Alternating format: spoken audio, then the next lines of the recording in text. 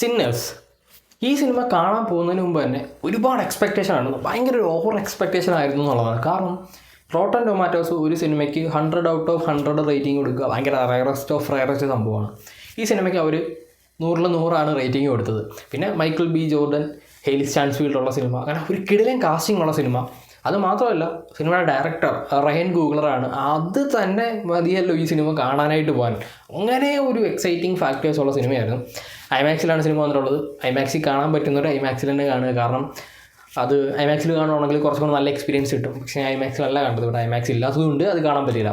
കാരണം ആ ഒരു സ്ക്രീൻ സൈസ് വ്യത്യാസം, കുറേ സംഭവങ്ങൾ വ്യത്യാസം വരും ഈ ഐമാക്സിൽ കാണുന്ന സമയത്ത്. ഇത് ഐമാക്സിൽ കാണാത്തതുകൊണ്ട് ആ ഒരു എക്സ്പീരിയൻസ് കിട്ടിയില്ലെങ്കിലും ഈ സിനിമ എന്ന് പറയുന്നത് നമ്മൾ യൂഷ്വൽ കാണാറുള്ള ടിപ്പിക്കൽ വാമ്പയർ സിനിമകളുണ്ടല്ലോ, ആ ഒരു സാധനമൊക്കെ ബ്രേക്ക് ചെയ്തിട്ട് ഒരു വേറെ റേഞ്ചിൽ ഒരു ഡ്രാമ പോലെ തുടങ്ങി എന്നാൽ ക്ലൈമാക്സ് ആവുന്ന സമയത്തേക്ക് വേറൊരു റേഞ്ചിൽ പോയി നിൽക്കുന്ന സിനിമ. അങ്ങനെയാണ് ഈ സിനിമ സെറ്റ് ചെയ്ത് വെച്ചിട്ടുള്ളത്.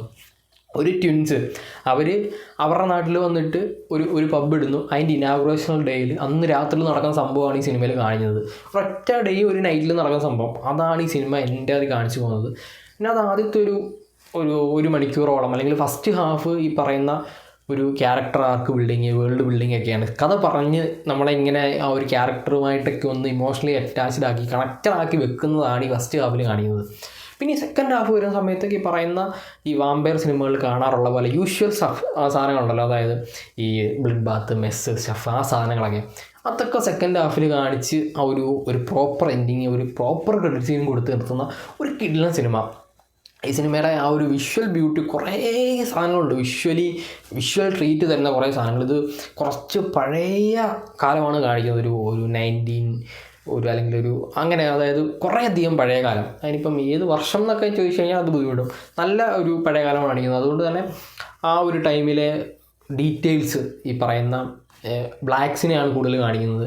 അവരുടെ ഒരു ലൈഫ് സ്റ്റൈല്, അവരുടെ ലൈഫ്, അതിൽ കാണിക്കുന്ന സാധനങ്ങൾ, ഈ വൈറ്റും ബ്ലാക്കും തമ്മിലുള്ളൊരു പ്രശ്നങ്ങൾ, അതൊക്കെ ഇതിനകത്ത് ചെറുതായിട്ട് ടീസ് ചെയ്ത് പോകുന്നുണ്ട്.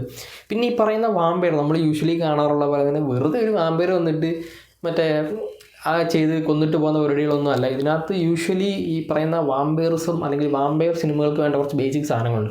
അതെല്ലാം ഇതിനകത്ത് കാണിക്കുന്നുണ്ട്. അതേപോലെ തന്നെ ഇതിനകത്ത് ഓരോ ക്യാരക്ടറുകൾക്കും അവരുടേതായ കുറച്ച് പ്രോപ്പർ സാധനങ്ങളുണ്ട്. ആ സാധനങ്ങൾ, ബാക്ക് സ്റ്റോറികൾ എല്ലാം കാണിച്ചിട്ടാണ് പോകുന്നത് എന്നുള്ളതാണ്. അങ്ങനെ പെർഫെക്റ്റായിട്ട് ബിൽഡ് ചെയ്ത് വെച്ചിട്ടുള്ളൊരു സിനിമേൻ്റെ ഡയറക്ഷൻ ആയാലും ബാക്ക്ഗ്രൗണ്ട് സ്കോർ ആയാലും സിനിമാറ്റോഗ്രഫി ആയാലും എല്ലാം പെർഫെക്റ്റാണ്. പിന്നെ ഇതിനകത്ത് അഭിനയിച്ചിരിക്കുന്ന ആക്ടേഴ്സ്, അവർ വേറെ ലെവൽ പെർഫോമൻസ് ആണ്. Michael B Jordan, Hailee Steinfeld. Michael B Jordan ആണ് ഇതിനകത്ത് എൻഡ് ടു എൻഡ് ചെയ്തിട്ടുള്ളത്. ഫുൾ സ്ക്രീൻ ടൈം പുള്ളിക്കാണുള്ളത്. ഹെയ്ലി സ്റ്റാൻസ്ഫീൽഡ് കുറച്ച് സമയത്തേക്കാണെങ്കിൽ പുള്ളിക്കാരി ചെയ്തിട്ടുള്ള സാധനങ്ങൾ ഉണ്ട്. പിന്നെ സൈഡ് ക്യാരക്ടേഴ്സ്, എല്ലാവർക്കും അവരുടേതായ ഒരു സ്പേസ് ഉണ്ട് എന്നുള്ളതാണ് ഈ സിനിമയുടെ ഏറ്റവും വലിയ പ്രത്യേകത. ആരെയും ഇങ്ങനെ വെറുതെ കൊണ്ട് നിർത്തിയിട്ടില്ല, ഒരു ക്യാരക്ടറിന് വേണ്ടി കൊണ്ടു നിർത്തിയിട്ടില്ല. ഓരോരുത്തർക്കും ഓരോ പർപ്പസുകളുണ്ട് ഈ സിനിമയിൽ. അങ്ങനെ പെർഫെക്റ്റായിട്ട് ചെയ്തു വെച്ചിരിക്കുന്ന സിനിമ. ഒരു സ്ലോ പേസിലാണ് സിനിമ പോകുന്നത്. ഇത് പെട്ടെന്ന് ചാടി കയറി ഓക്കെ ആക്ഷൻ സീക്വൻസ് ആണെന്നും പറഞ്ഞാൽ കാര്യമില്ല. ക്യാരക്ടർ ബിൽഡ് ചെയ്യണം, വേൾഡ് ബിൽഡ് ചെയ്യണം. അങ്ങനെ പതുക്കെ സാധനങ്ങൾ പറഞ്ഞാണ് ഈ സിനിമ പോകുന്നത്. അങ്ങനെ സെറ്റ് ചെയ്ത് വെച്ചിട്ടുള്ളൊരു സിനിമ. ഇത് വേറൊരു റേഞ്ചാണ് സിനിമ. അങ്ങനെ നമ്മൾ ഇരുന്ന് കണ്ടുപോകും. റോട്ടൻ ടൊമാറ്റോസ് 100/100 കൊടുക്കുമ്പോൾ നമുക്ക് തന്നെ അറിയാം. ആ ഒരു എക്സ്പെക്റ്റേഷനാണ് ഞാൻ പോകുന്നത്. ആ ഒരു എക്സ്പെക്റ്റേഷനിൽ പോയി കണ്ടിട്ട് തന്നെ എനിക്ക് വേറൊരു എക്സ്പീരിയൻസ് ആണ് സിനിമ കണ്ടപ്പോൾ തോന്നിയതെന്നുള്ളതാണ്. അങ്ങനെ ഒരു വേറെ ലെവൽ സിനിമ നിങ്ങൾ ഐമാക്സിൽ കാണാൻ പറ്റും, അല്ലെങ്കിൽ ഇത് ബിഗസ്റ്റ് സ്ക്രീനിൽ കാണാൻ പറ്റുന്നുണ്ടെങ്കിൽ അവിടെ തന്നെ പോയി കാണാം. എങ്കിലായിരിക്കും കുറച്ചുകൂടെ നിങ്ങൾക്ക് നല്ലൊരു എക്സ്പീരിയൻസ് കിട്ടുക. അപ്പോൾ അതാണ് ദ സിന്നേഴ്സ്.